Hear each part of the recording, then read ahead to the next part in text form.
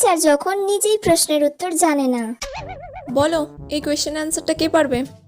বলো এখানের মধ্যে কে পারবে? তুমি পারবে? আমি তো নিজেই পারবো না এই অ্যান্সারটা। তুমি পারবে? না। পারবে না কেন? পড়াশোনা করো না? কি করতে স্কুলে এসে বসে থাকো? এই তুমি বলো। দূর বাবা, কেউ তো একটা উত্তরও বলতে পারছে না, আর কতক্ষণ এইভাবে চালাবো?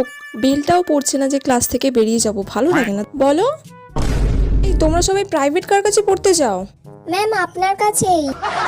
ঠিক আছে, তুমি বাদ দিয়েও তো এতগুলো স্টুডেন্ট আছো, তার মধ্যে কেউ বলতে পারছো না? ম্যাম আপনিই বলে দিন। আমি কেন বলবো? আমি বললে তো তোমরা সবাই এমনিই জেনে যাবে। তাহলে তোমরা কি করো বাড়িতে?